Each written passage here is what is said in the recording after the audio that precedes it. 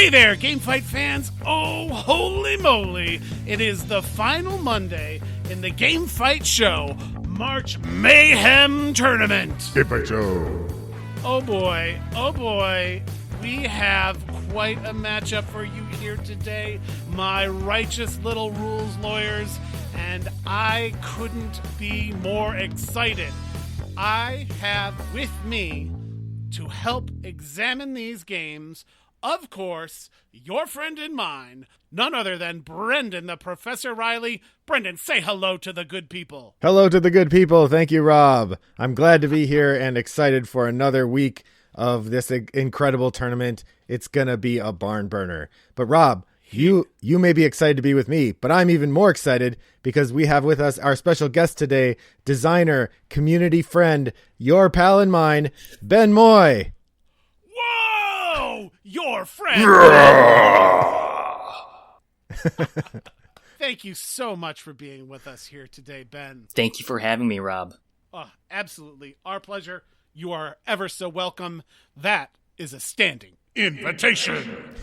When it comes down to brass tacks, as we're closing out the quarterfinal round, the third round of this tournament, it's when the rubber hits the road. It's when you need to get your rock solid advice, expertise, insights, and that's when you break out Ben Moy.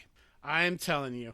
And Ben, we're so excited to have you here to talk about two titans of the gaming pantheon, Pandemic and Lords of Waterdeep.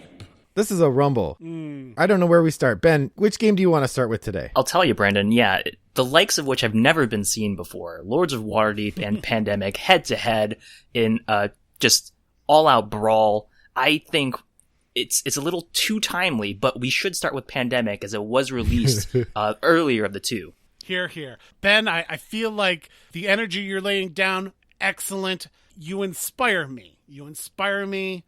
Do you think we could use the phrase brawl out for an all-out brawl? 100%. We should verbify as many things as we can in this modern age in which there's so much action being taken, especially in the board game world, the board game gamut, the board game sphere. There you go. You've got it. You've got your finger on the pulse, and that's why you're sitting in the hot seat to talk to us about Pandemic. Now, Pandemic has been throwing haymakers left, right, and center here in the bracket as it has reached this point.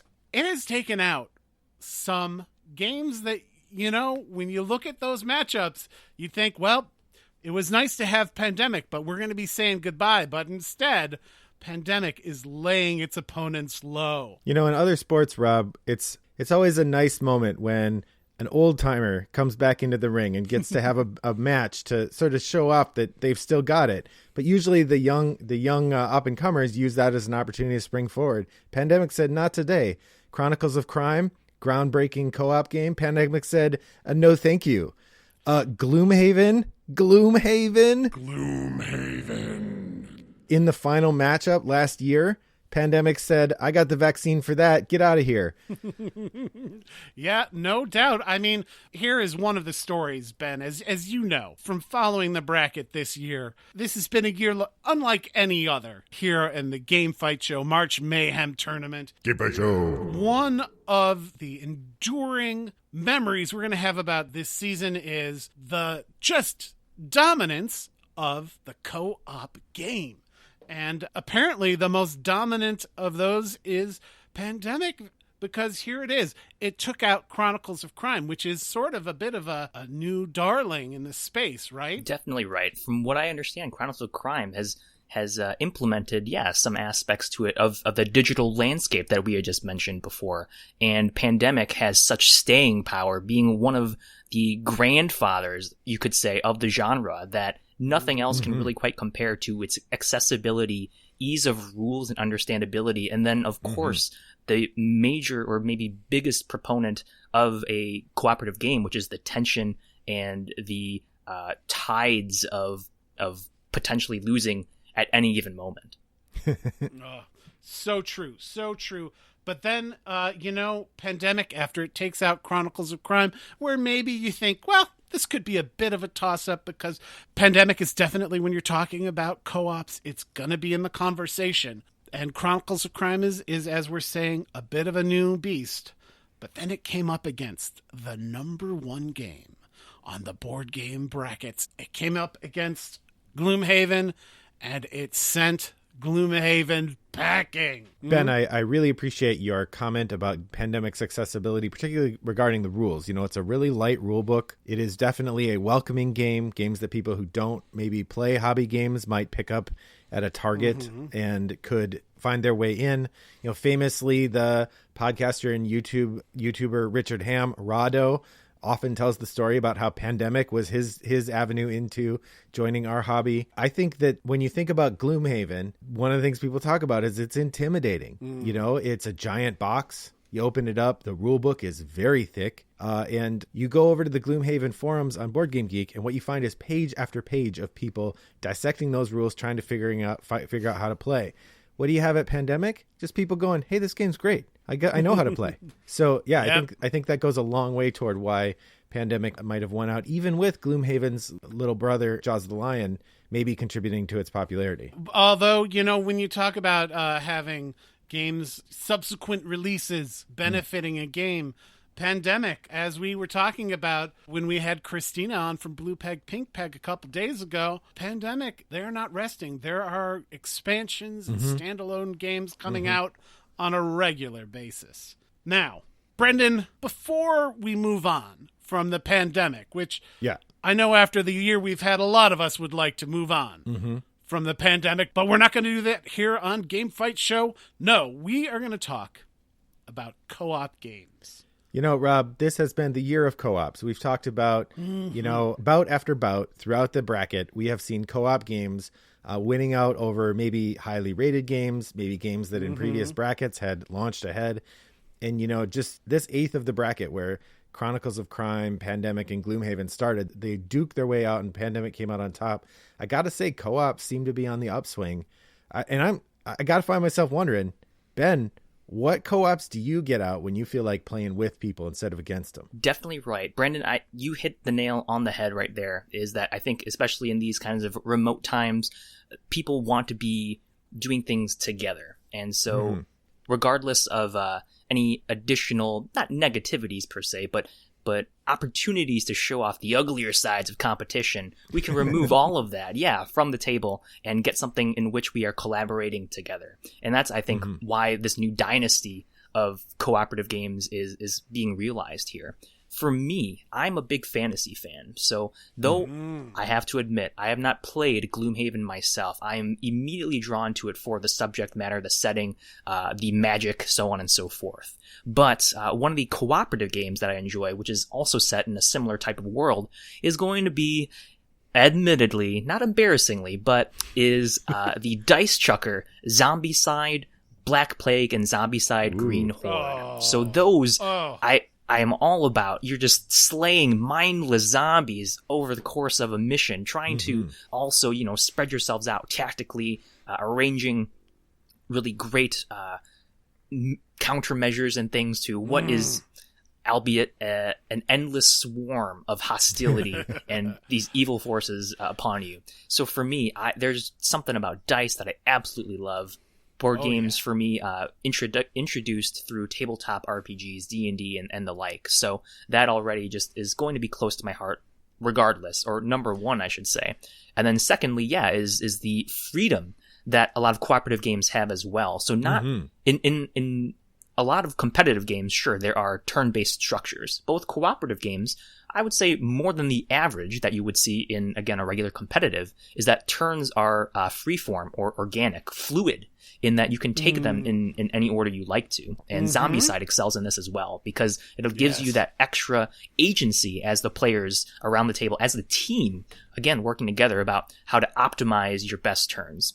Unfortunately, that might leave room for what's referred to as the quarterback effect, or I think they call it the elephant, whatever you want to. But on the kind of ideal level of cooperative games, I feel that, for me, anything where we can be united in a single front is going to do wonders for everybody at the table. And I'll just throw in one more, which is, I believe, actually, yes, designed by Matt Leacock, the designer of Pandemic.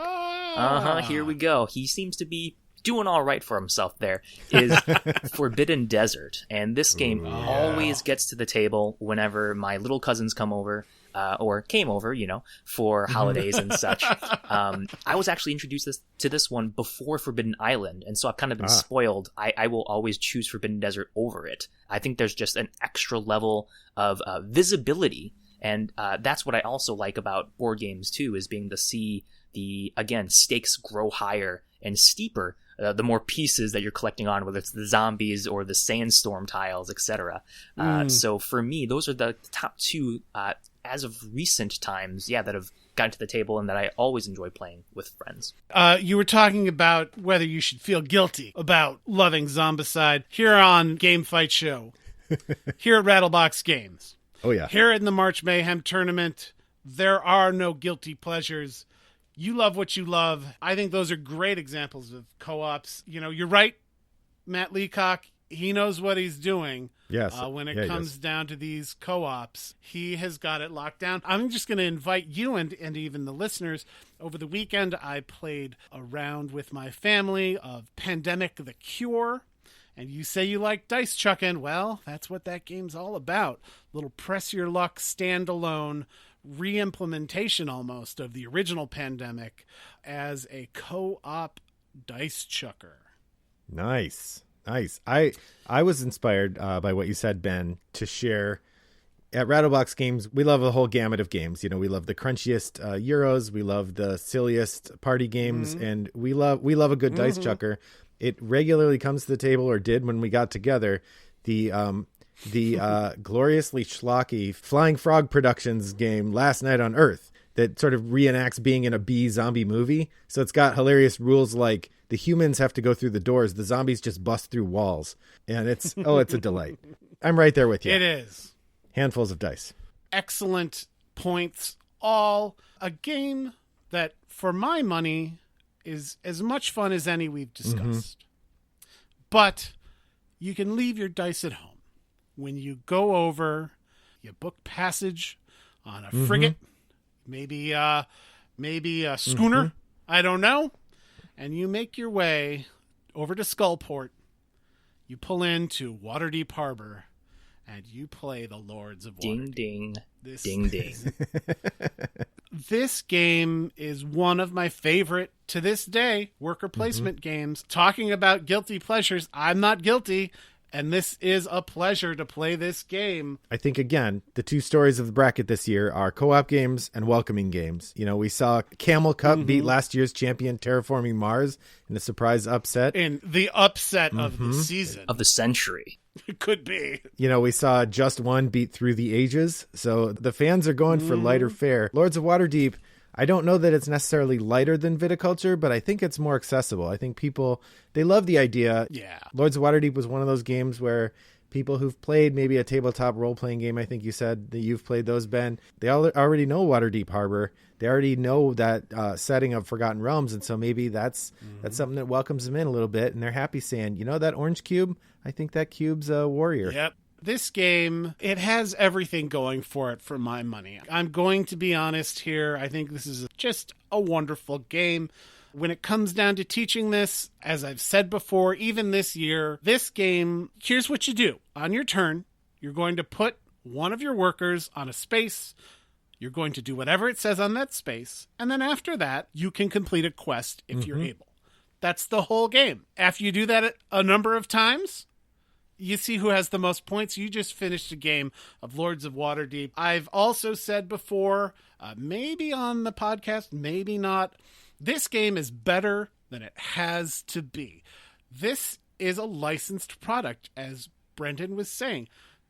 Could they have coasted on the work of R.A. Salvatore? Probably. Could they have coasted on the name Dungeons and Dragons in the gaming space? Certainly. But I'm here to tell you, they did not. They brought the heat to this game, and it is going to hold the feet of Pandemic to the fire with Wizards of the Coasted all the way through, Rob. 100%. I completely agree with you in just about every way. Again, simplicity, ease of access, the way that you explained it in one sentence, 2 sentences, that's all you need, and people are into it. I think, again, coming from a background in which I adore fantasy, this is super inviting as well. And just as you said, the IP, the intellectual property, and having that additional recognition to bring in people who are outside than just taking a risk on an original brand or some such is huge. We don't see very many original movies nowadays, do we? Yeah. So many are remakes of past loves. And I think, again, because of that resonance, Lords of Waterdeep, especially in the board game sphere, is going to have that with it until the end of time. And until, Dungeons and Dragons stops making money, which I don't see that ever happening, at least in my lifetime. That's right, my human lifetime. Yeah, not if I have anything to say about it. These games, Pandemic came out 2008, changed forever the trajectory and the landscape of the co-op game. 4 years later, out comes Lords of Waterdeep. As I've said, this game has really planted its flag in worker placement. Maybe not as influential as Pandemic, but as we're talking about numbers, you're talking about the relative merits of these games. The weight of Pandemic is a 2.41, whereas Lords of Waterdeep, a 2.46. I mean, almost the same. And then you get down to the ratings. Well, 7.8 for Waterdeep, 7.6 for Pandemic. They're literally within statistical error, right? I mean, it's within the margin for sure. Here's what's so exciting about this year's tournament: having the 3 brackets, having those 2 wild card brackets, and one of each of these games comes from one of each of those brackets. We've got Pandemic in from the excellent 8 games that won awards, and boy, has Pandemic won some awards in its day. And Lords of Waterdeep coming in from the classic quarter, games that have a couple years on them but can hold their own against modern games. And I think they've both proven that as they've marched here through the Rob, brackets. as I was thinking about how voters, as they have to decide how to vote, I think one of the questions we've already covered, co-op versus competitive. But I was thinking about gaming moments, right? Pandemic has these moments, and often the moment is slightly before you win, right? It's maybe 3 turns out, especially if that deck's running low, you're trying to figure out how are we going to finish. Everybody sits down and talks. If you have a group that's lucky enough to not have that alpha player that Ben was talking about, so that you can all share your ideas together. I'm lucky enough when I play Pandemic maxes out at 4 players. I play in a group of 5. Because we play the legacy games. One of us just manages all the legacy components, and then we all talk about the game together. It works great. The moment when you figure out, okay, it's going to work, now we just have to make sure we don't draw any outbreaks or whatever, right? You have those moments of pure adrenaline. I think you get the same thing in Waterdeep, right? When you see that perfect quest come out, you've got 2 wizards and a cleric and 3 rogues, and a quest comes out that needs all of those, and it fits the lord that you have secreted under your board, and it's not your turn, and you're just waiting like, okay, just go anywhere else. Do not take that card. And then someone takes a different card, and you're like, okay, do not wipe that market. Do not wipe that market, right? The intensity of that. Or when you just need that one cleric and someone else takes the last dinkin' cleric spot. I think these games, they might be neck and neck in weight, but they're neck and neck in tension too. I'm going to talk about 2 of the well-known components of the descriptions of games here on the tournament. And one of those is, you're talking about the experience of these games. We talk about the ink and gold effect, right? It's when you hear a table erupt and it draws people in from the outside. Hey, what's going on in here? What is this excitement all about? Either one of these games could get that. When you score a 25-point mission that you sort of snuck up on, maybe you score it right out of the market, feels great. The other thing I want to talk about is Brendan's patent. I came up with this concept, Ben. Trademark. Get ready, a brand new idea. Concept. Hate drafting. Pandemic, there is no hate drafting, but boy, I tell you what, Lords of Waterdeep, if I think I know who you are and what you're going to be getting bonus points for, if I can take one of these quests that's going to be so good for you, even if it doesn't do anything for me, I might just do it. I might just hate draft that at you. The cool part about that is, in a competitive setting, every player is allowed to feel clever. Always, right? And that's something that maybe cooperative games don't necessarily offer. We talked about the ink and gold effect, Rob, and that's absolutely true, where it's such a combined and united victory that there's just a huge eruption, exactly right, of excitement and dopamine rush and everything that Brandon was speaking on. But for all the listeners out there who aren't seeing what I'm seeing, as Brendan was describing the potential for a card being taken away from them, his hands were going through his hair. He was trying to yank some out, just even reliving a memory of it. And that speaks to a game so much in the sense of its memorability and those moments that you will talk about for the next month of gaming until it happens again, but maybe to another person. And then the smack talk will really start to be had. I think, Lords of Waterdeep absolutely excels in that. And another easy, cool thing about this competitive game is the recipe building aspect, which allows you to see your visual progress over the course of the game. Now, some players who might be falling behind won't necessarily feel that that's a great thing, but I'm hoping, by the end of it, they'll have at least accomplished 1 or 2 missions that they can be proud of.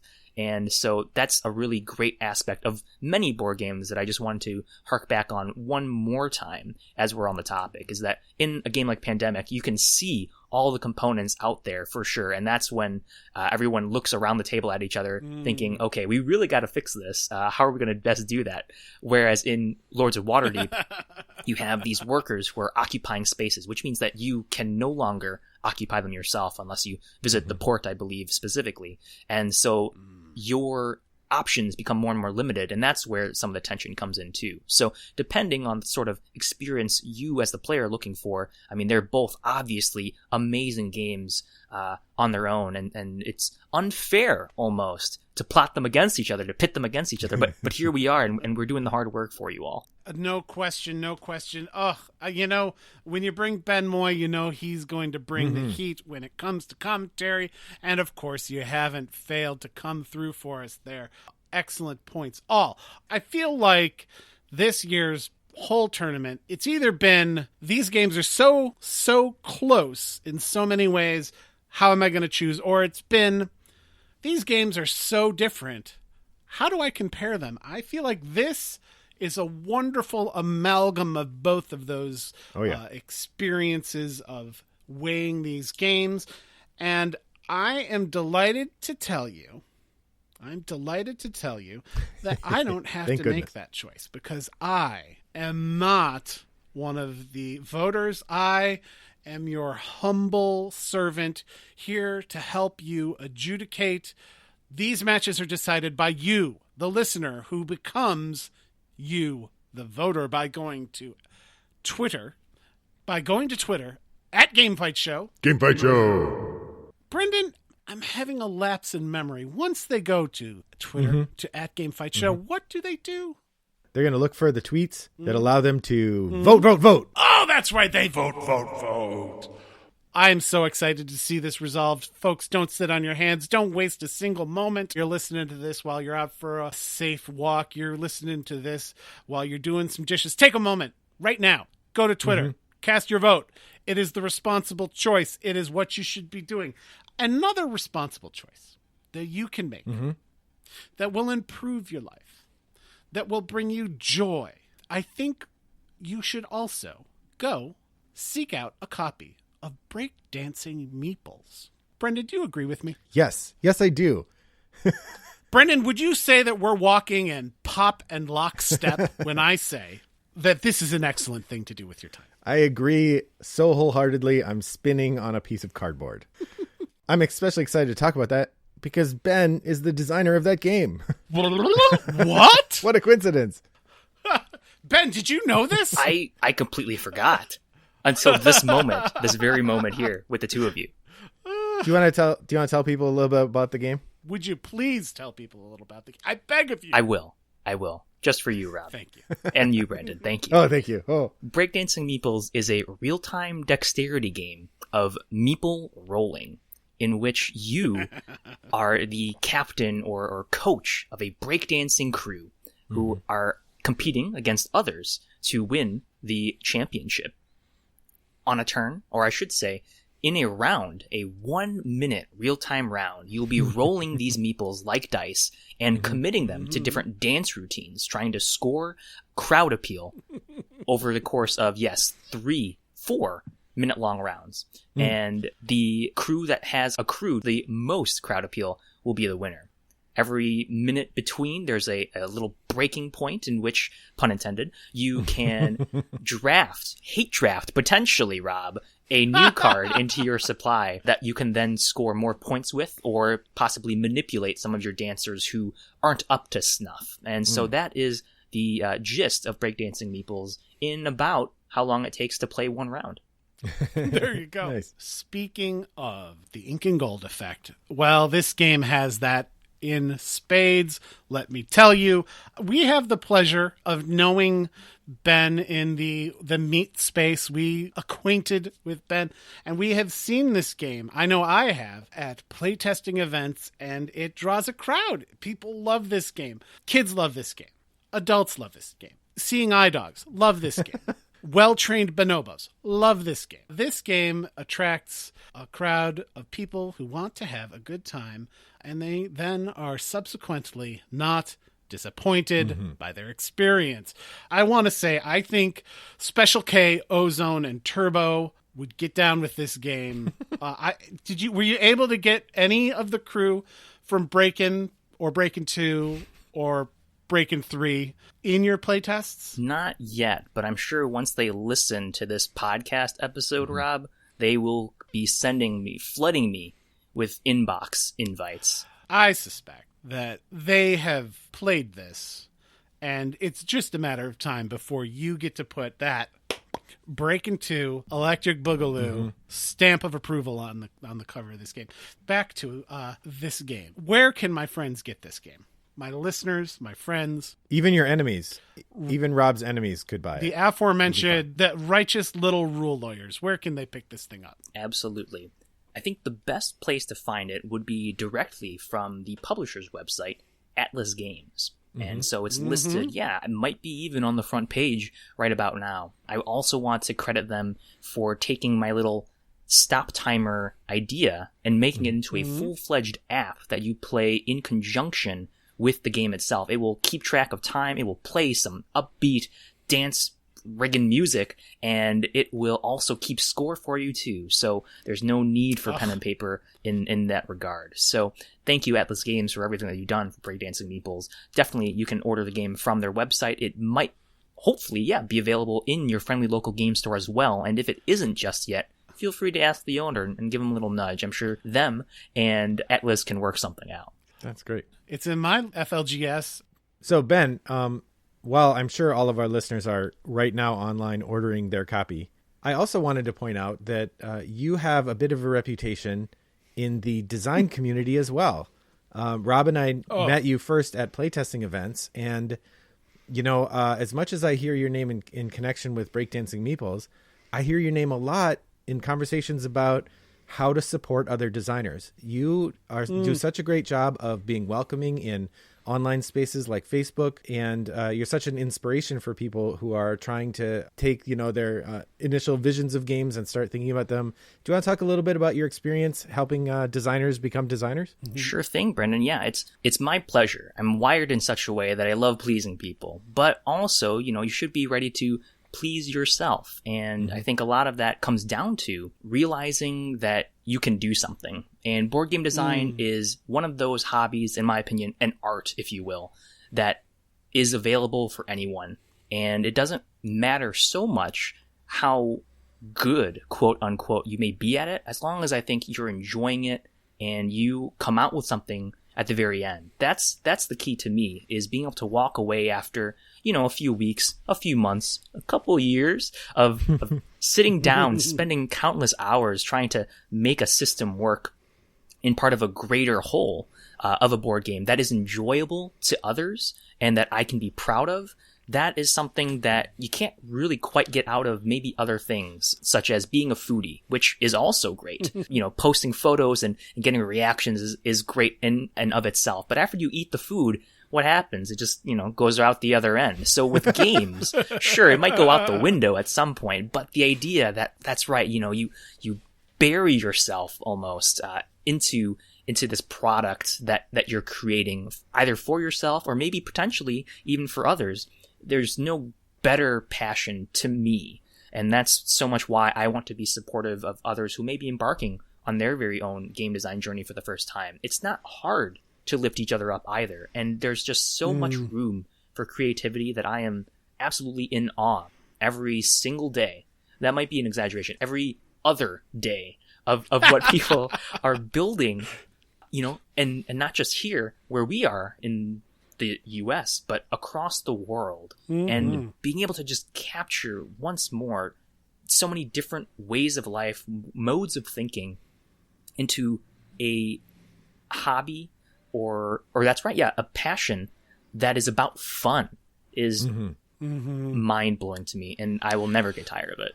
I couldn't agree more. Sign me up for everything he just said. The community of game designers coming together, it's such a generous act. Think about it. You're spending hours of time playing my game. And then the thought that you give to your feedback, the ideas that we share, it's truly a beautiful interaction, a delight. It is a treat to be a member of the board game design community, and it would not be the same without Ben Moy's shining face, Hear, hear. Smiling at any given proto-spiel. Ben, if people want to enjoy more time in your presence, how could they digitally connect with you, follow what you're thinking, what you're doing, what you're seeing? Where can people get a slice of Ben Moy? Definitely, Rob. I, as Brandon, pointed out, am most active on the Facebook network, so to speak. Yeah, the social network, if you will. So you can find me as Ben Moy. There, I also have a game design page where I upload a couple updates here and there, about the different projects that I might be working on. Your friend, Ben Moy, designs board games. I also happen to create content, YouTube content, about designers, components, principles, conventions, and such through the Game Crafters YouTube channel, under a playlist referred to as Board Game Blueprint. So we have over 100 episodes of whatnot. I wouldn't say countless hours, but maybe like 8 or so, I think. Nice. Just ranging from all different sorts of areas about the industry that is, like you said, Rob, so welcoming. And I'll also have I am on a podcast called Board Games Unboxed, Inspiration to Publication, with my co-hosts Danielle and Denise, who you two may actually know as well. So it's there we go. It's all a really good time, and please, reach out through Facebook Messenger. You can even send me an email at benjaminwmoy@gmail.com for any kinds of playtesting thoughts and such. I'm more than happy to try and give as many games as I can a go on Tabletop Simulator for virtual playtesting. That's right. And I am just such a fan of talking and geeking out about this wonderful, wonderful hobby. No, again, shortage of creativity or ideas, and it's always so great to see what other people are passionate about and making, bringing to life. Here. So well said. Another thing that is oft well said by another inspirational figure are results from games as given to us by Eleanor. Eleanor, why don't you tell us about what went down when Wingspan tried their luck against Spirit Island? All right, everyone, here I am with your results. This was the glad morning upon which Wingspan flew away into the semifinals as they scared Spirit Island right out of the bracket, but not out of our hearts. Back to you all. Well, there you have it. Yowza! Ooh, boy, oh boy. This is shaping up to be quite a quarterfinal. Ooh, it's gonna be spicy. I couldn't have seen that coming, Rob. That Brendan, the way that it just... I'm speechless. Sometimes it's like getting hit in the head by a brick. I wish I didn't know exactly what that felt like. Anyhow, I am going to say thank you. I'm going to say thank you to Ben Moy for joining us here today. Thank you all. Thank you, Ben. Ben was just saying thank you in sign language. I appreciate it. You don't need a pop filter when you're signing. Thank you so much for joining us, Ben. Thank you, Brendan, for helping me hold this down. Thank you, Eleanor, for sharing the results. And thank you, listeners, for becoming voters and becoming family. I am excited to see you on Wednesday as we move into the semi-final round. The semi-final round. Oh! Brought to you by Rattlebox Games. I wish I knew the name of a cool breakdancing move to make a cool comment, but I don't.